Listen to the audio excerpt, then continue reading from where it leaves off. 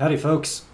Today we're talking about the Fearless X Crinacle Dawn IEMs. So these guys are custom tuned, I don't know if you can see that, Fearless Y2K headphones made by the illustrious Crinacle. Sorry if I tap the camera, I'm in like super zoom mode, so we can get some macro stuff going on here. So these headphones have 6 balanced armatures. They have a 3D custom printed sound tube in there, and then they have 2 electrostatic drivers. Let's see if you can see all that. So here's our 2 electrostatics right there. And I want to mention I really appreciate the fact that Fearless got the internal fill on top of the drivers, because that gives them a little more, well, less vibration inside of the shell. So I really like that. And the shells are amazingly pretty. I really like that gold theme that's going on there. There's the butt end of the balanced armatures, crossover jazz. Yeah. Let's see. There's a electrostatic transformer, the green bar thing in there. And I believe, so I think there's 4 BAs for mids, 2 BAs for bass, and then the 2 electrostatics for treble. And as you can see, they're shoved right up into the nozzle, which is excellent. Electrostatic drivers don't have a tremendous amount of energy, so they really do need to be up there right in the nozzle. So, good deal. In terms of the fit and finish, this is typical top-of-the-line Fearless fit and finish. So by that I mean that they fit perfectly, the nozzles are not too big, and they will fit just about any tip that you might have.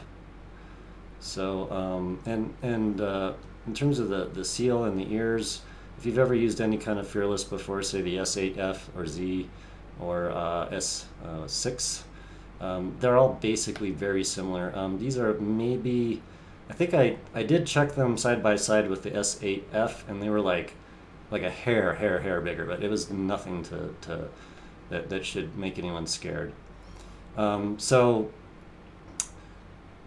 these, in terms of the fit and finish and the overall package, are amazing. I gotta say though that, let me zoom out a little. So we have the sort of typical Fearless box that all of their normal stuff comes in, and then we have also the typical Fearless quote-unquote high-end cable with the extremely heavy splitter and chin slider. I can't use this cable, it's too heavy, and I think everybody that actually has gotten it says the same thing. Come on, Fearless, get your shit together. This cable is not usable with headphones. Even if you're sitting at a desk, this thing pulls the headphones down, and probably should have weighed it, but it's just not cool. Like, come on, man, get it right. So anyway, but other than the cable, the box is typical Fearless. I'll just get it out real quick. We got this thing. We got the normal Fearless tips. And that's about it. I think, oh yeah, there's a pamphlet there. I'm just going to leave it there. We all know what that is. All right, so let's get this out of the way.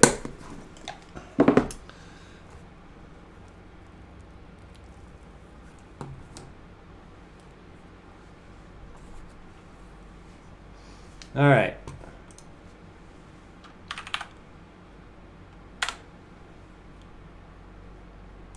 Sorry, gotta pull something up here.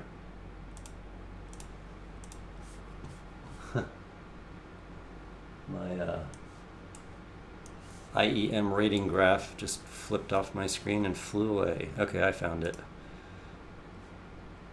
Okay. So, we got a bit to talk about with this headphone here. I guess first off, let me pull up the graph. Well, I'll just pull up the listing so we kind of know what we're talking about first. So these are really expensive. They are $1,400, which makes them pretty well double, well, even more than double the S8F. Actually, I think those are 500-ish or something. S8Z is maybe closer to 600. So are they better than those? Yeah, they are better than those. I actually like the signature of these much, much better. However, and I'll get into that, you got to do something with the EQ to make them really as good as they should be. Just looking at their little page here. Anybody can read this. I'm not going to really go into it. I guess I wanted to mention this. They are all Sonian drivers. There's no Knowles balanced armatures in here, which is pretty cool. What else? Sensitivity is 113 dB per milliwatt, and the where's the impedance? Where are you, impedance? 30. So you combine the impedance of 30 with the sensitivity of 113, and what you actually end up with is a headphone that's you can feed it a lot of power, and it's not super sensitive, and it won't show noise out of devices at all, which I really like that. And also, I've talked to a few folks about this. I believe that you do have to have a higher impedance to get the electrostatic drivers to actually produce energy. It's just a thing. So basically what I'm saying is if you find a headphone that has low impedance and they have electrostatic drivers, there's a good chance they're not getting a lot of energy, and that's no bueno. So, in any case. Let's do this. Okay.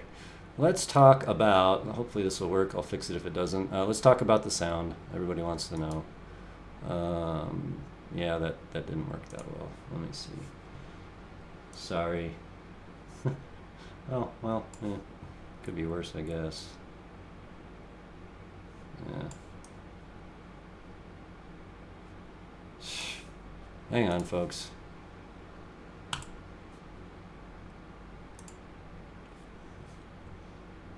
All right, I'll try and get this right. Okay, so the Fearless, right here. So we're going to talk about this line right here, and why are there two lines? I'll explain that. So starting with the Coherency, yeah. They're very, very coherent. There are no dips or problems with the crossovers that I can hear. They're excellent. You will probably find them as well excellent. We're going to give them an 8. Are they colored or accurate sound? So in the stock format, I'm going to call these quite accurate. In terms of studio accurate, they're actually very, very close to that, except for too much bass. And so I'll talk about the bass a little later, but basically what I think is that balanced armatures do not produce bass the same way that a dynamic driver does. So what ends up happening is they have to tune the balanced armatures with some extra energy, and depending on the song, that may either sound perfect or like too much bass. And also, oddly enough, some songs don't even sound like they have enough bass. So what I'm saying is basically that balanced armatures do have a different replay than dynamic drivers, and I far prefer dynamic drivers.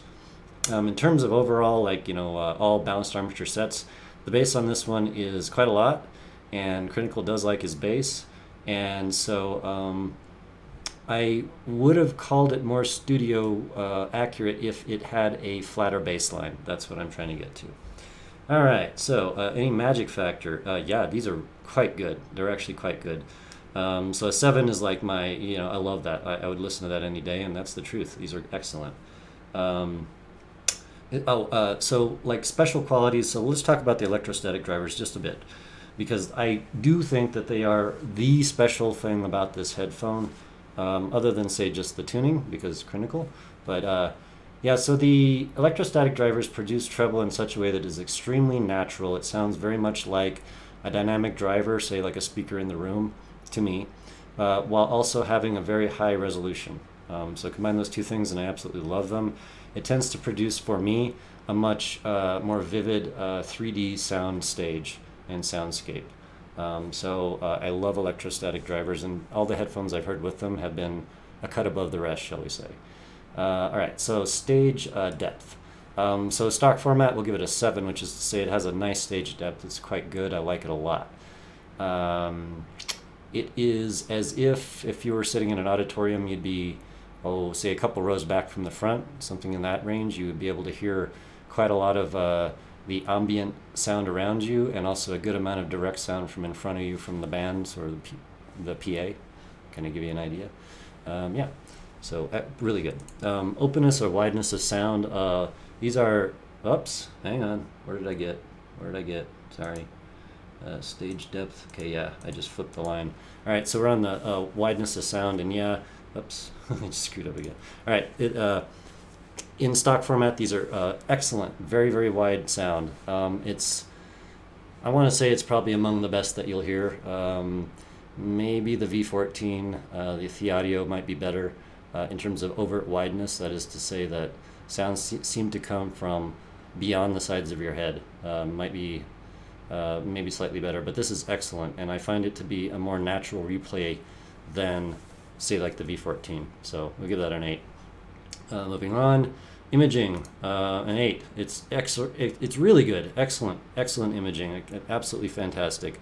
You can pinpoint things 3 dimensions, above, below, side to side, obviously center stuff, even behind you, good amount. So excellent imaging. Moving on, we have volume scaling. So that's going to be,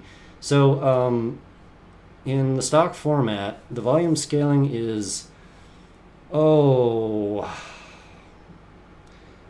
on a sec, where did I get to here? Yeah. So in stock format, the volume scaling is, it's very good. You can actually get these extremely loud, and I'm thinking that's because the electrostatic drivers have such a natural replay, like dynamic drivers, that really, there's no piercing quality, no frequencies that jump above everything else as the volume goes up. So really, really nice. I really like it. And the one thing about this, so you might say, well, you have that as a 6. Well, yeah, in my mind, I'm combining sort of these two scores, the 6 and the 8. However, in the stock format, the mids are a little bit dipped for me. So what ends up happening, it's like V-shaped. So what ends up happening, you boost the volume, and the treble, like the high, well, actually the high mids and the treble doesn't really get anywhere, but the high mids become a little bit much. And also the bass becomes a little woofy and a lot much. So, I'm going to probably give that a 7. It's actually a little better than a 6, but it's not as good as I'd like it, shall we say. And then they don't have any vents, so there's going to be pressure if you happen to not like that effect. Pressure buildup, say, I'm a hiker and all that jazz. Are they isolating? Yeah, I don't know, man. Fearless really fit me well. So they blocked just everything for me. It's darn near an automatic if I use a tip that really fits me well. So I really enjoy that. So the bass. So as far as balanced armatures go, I tend to not be able to rate them higher than a 7. However, this is give or take about as good as balanced armature bass can get, with the exception that Crinacle tuned it with a lot of bass, so it can be a little bit much on some songs. Actually, a little woofy. So I prefer, not so much less bass, but moving on to the next one, more mids. So yeah, Crinacle, and he calls it balanced, but to my ears, I actually hear a V shape going on. So I don't know, probably maybe anatomical differences, maybe ear differences, who knows. I hear that like right around 2K is dipped out, maybe 2.5K, 3K, dipped out more than I like. And indeed, if we do, let's see, where is it here? Yeah, so like around, obviously 2K has like a little plateau, and then it pops back up above 2K to 2.5K, pops back up right around 4.5K. So what ends up happening is it sounds, I would say it would sound balanced, but see how the bass at the end, in the low, like 40 hertz, is actually slightly higher than the highest part of the mid-range, which is at 4.5K.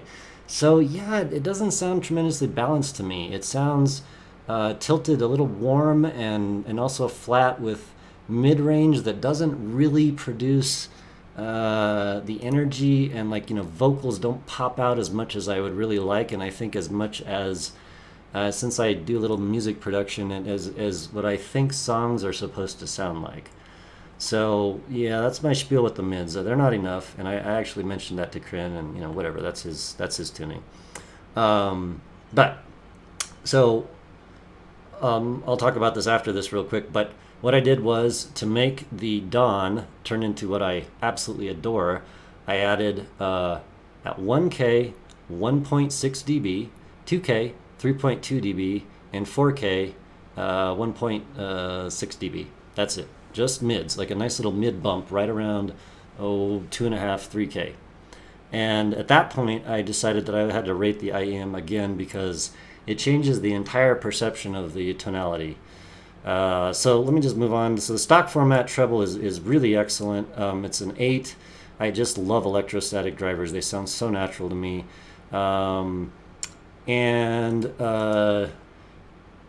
Yeah, but it's just great. I find, and the resolution is also very, very good. It's electrostatic type resolution. It's just phenomenal. I love it. I love it. I love it. And then for binaural stuff, because the bass is so woofy, well, in stock format and mids are dipped out a little bit, it's actually not wonderful. So I'll give that a 2. Sorry, let me pull that back up.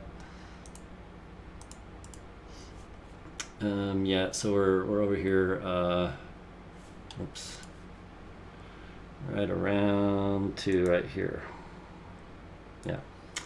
All right, so moving on. So I rated it one more time because after I did that EQ, I pulled out this right here. So you might say, well, all you did was add some mids. Well, yeah, but it changes the perception of the entire IEM by a lot. It actually increases the clarity to my ears by like 50%. It's crazy, just that bit of mids. So at that point, I'm like, well, now that the mids are where they should be, the coherency is damn near perfect, so that's a 9. And the color and accuracy of sound, mids are right where they need to be. We're right up to an 8 there. The magic factor goes way up. Vocals really just hit you right in the sweet spot. Instruments, violins, acoustic guitars, anything that's like a natural type of instrument in that mid-range just pops right out of them, and it sings, it absolutely sings. Also, I am almost sure that the mid drivers, the two Sanyans in the Crinacle Fearless, are actually the same as in the EJ07, which is my favorite, and I do hear some similarity there, like a lot. So I could be wrong, but I'm pretty sure that's right. Anyway, stage depth. Yeah, when you increase the mids, a lot of folks think that like treble like somehow increases your stage or something, but that's not really the case. I actually hear that as being a lot of the mid-range. The echoes and things in a normal room are right in the mid frequency range. So yeah, that gets better. You get an 8 out of stage depth. Wideness and openness of sound. Now this definitely happens. The clarity goes up a notch when you boost those mids. So it goes up to a 9. And then moving on, we got imaging. Even better. Now that the mids are like even clearer, you can really, really pinpoint stuff in a most excellent way. So that gets to a 9. Then we get to volume scaling, and because I believe mids actually sound. So here's my point, I guess. You can have more mids at the same volume, and it'll actually sound louder. Actually, it does to me. So regardless or not of whether the headphone is actually running at a higher sound pressure level, I do find the volume scaling works better with mids boosted, funny enough. So that gets an 8. Same pressure stuff, same isolation stuff. The texture in the bass. Now, you might say, well, you're increasing mids. How does that help the... Sorry, I'm getting lost in my graph here. How does that actually help the treble? And the answer is because it puts it into the exact right place versus what the mids are. It's that ratio of mids to treble. It just puts it in the sweet spot, and I find it, like I said, not like it's more treble, it's just better treble. So I find it to be excellent. And also the resolution goes up a notch. And since the mids are right where they need to be, it's even more clear, and you do get more micro details, more texture in all of the finer frequency detail. It's just excellent. And at the same time, immediately, since we don't have the woofy bass because it's dropped back a hair and the mids are up a hair, the binaural qualities go right up and it becomes much better. So, wow, sorry I got lost a little in my graph here. It's kind of a lot to talk about. So, yeah, going back, Stock format, I get an 88 out of it, and a little bit of EQ, 103. Now, generally, I don't rate an EQ, type thing, but this is a very expensive headphone. It was made with a lot of love, a lot of time from Crinacle, going back and forth with Fearless, and I felt like it deserved at least, a second, third, fourth shot, whatever. Different devices, I'm sure if Crinacle heard some good stuff, then I felt like I should probably try hard. So that's where I ended up with that. And yeah, so would I pay $1,400 for it? Wow, it's a lot. To be honest with you, I would pay it if I just had a bunch of extra money. Like right now I don't, and probably nobody does because of everything that's going on. But if I was flush with money, I might dump it on that. It's an excellent, excellent headphone. I am actually quite happy to hear that this is the dawn. So the dusk is supposed to be very close to this, but maybe with a dynamic driver. Now I know Crinacle did not like the fact that he had to do like a lot of tuning to get the electrostatic drivers where he wanted them. But I'm here to say, Crin, please keep those. Just add a dynamic driver. Drop the bass down a hair. You shouldn't have to boost it since it's not a balanced armature in that funky way. And you're going to have an absolute knock it out of the park, amazing headphone here if you can accomplish that. So lots of thumbs up for Crin for accomplishing this. Price is extremely high. I am not going to recommend anything over $1,000. This is the kind of thing that people are going to just have to try or throw their money at the wall and see if it sticks. It's that kind of thing. But I adore these headphones, and probably will have to send them off to the next person for them to check out because I do have them on trial, and that's a sad thing for me. So, all right, folks. It's been nice chatting. These are the most expensive headphones I've ever used, and I wanted to give them a good, in-depth review. So, have a great day, folks. Take care.